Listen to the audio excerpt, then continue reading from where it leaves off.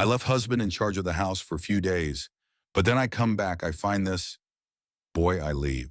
The front door creaked open, and I froze, my suitcase slipping from my hand to thump against the porch. My house, my pristine, organized sanctuary, looked like a tornado had married a circus and thrown a party. A plume of smoke curled from the kitchen, and somewhere a child was screaming about a paint monster. I'm Emily, a planner to my core, the kind of woman who color codes grocery lists and schedules family movie nights 3 months in advance. My husband, Jake, is the opposite, a lovable dreamer who thinks winging it is a personality trait. When I left for a 4-day work conference in Chicago, I trusted him to hold down the fort. Big mistake. Huge. I stepped inside, my heels crunching on what I prayed was just cereal. The living room was a war-zone couch. Cushions formed a lopsided fort. Glitter glue streaked the coffee table, and a half-eaten pizza lay face down on my favorite rug. Jake, I called, my voice sharp enough to cut glass. No answer, but a crash from the kitchen sent my heart racing. I found him there, flour-dusted and grinning like a kid caught stealing cookies. Our 3 kids, Lila, 8 Max, 6 and little Sophie. 3 were smeared in what looked like chocolate syrup and finger paint.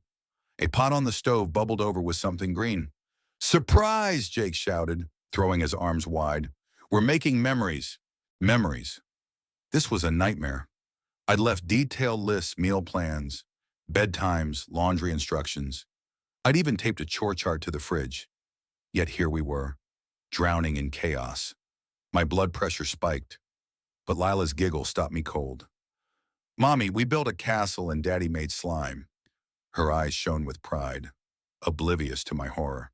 I wanted to scream, but Jake's sheepish smile disarmed me. "Okay, I maybe ignored the lists," he admitted, rubbing his neck. "But the kids had a blast, and I tried." Max tugged my sleeve, holding up a lumpy, glitter-crusted drawing. "It's you! Mommy, you're a superhero!" My heart cracked open, just a little. Flashback to 4 days ago, I'd been nervous about leaving. Not because Jake wasn't capable, he's a fantastic dad, but because our rhythms are so different. I'm the structure, he's the spontaneity. I'd kiss them all goodbye, trusting that love would outweigh his tendency to turn everything into an adventure. Clearly, adventure had won. I took a deep breath and surveyed the damage. The kitchen smelled like burnt broccoli and hope. Sophie toddled over, her sticky hands smearing my blouse. "We had fun, Mommy," she lisped, and I couldn't help but laugh. Fun. That's what Jake always chased: fun, joy, the kind of messy moments that stick in your soul. But I wasn't ready to let him off the hook. "Jake, what happened to my lists?" I asked, crossing my arms. He shrugged, that infuriatingly charming grin spreading. "Lists don't make memories. Chaos does." I wanted to argue, but Max piped up. "We made a movie, want to see?" "A movie, oh." This I had to see. They dragged me to the living room, where Jake had rigged his old camcorder to the TV. The screen flickered, and there it was. The Great Thompson Family Adventure, complete with a title card in crayon. The kids narrated as Jake, dressed in my apron, played a bumbling chef battling a slime monster, green jello. Lila was the director, bossing everyone around. Max wielded a spatula like a sword. Sophie just giggled, stealing the show. I laughed until tears stung my eyes. It was ridiculous, over the top, and utterly them. Jake caught my eye, his expression soft. "I know it's a mess, but they're happy. Isn't that what matters?"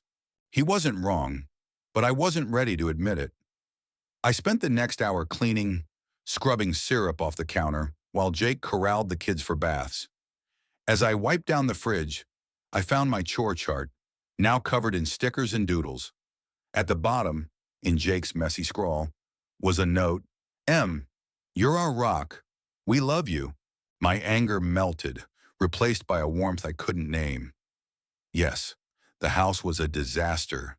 Yes, Jake had ignored every rule I'd set, but he'd given our kids something I hadn't: pure, unfiltered joy.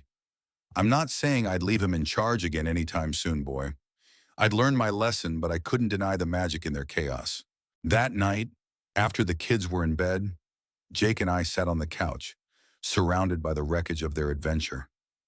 "I'm sorry I went rogue," he said, squeezing my hand. "But I wanted them to feel free. You know, like we used to." I thought back to our early days, when we'd stay up all night talking, planning wild dreams. Somewhere along the way, I traded that spontaneity for control. Maybe Jake's mess was a reminder life isn't a checklist. It's a story, messy and beautiful. The next morning, we cleaned together, the kids pitching in with more enthusiasm than skill. Lila suggested we keep the cushion fort as a family base. Max wanted to make another movie. Sophie just wanted more slime. And Jake. He looked at me like I was the only thing keeping his world steady. By noon, the house was not perfect, but ours. I found myself laughing as we rebuilt the fort, Jake sneaking kisses between stacking cushions. Maybe I didn't need my lists as much as I thought. Maybe love was the real structure we'd been building all along. This isn't to say Jake's off the hook forever. I've already hidden the glitter glue and banned green jello for life. But I've learned something sometimes.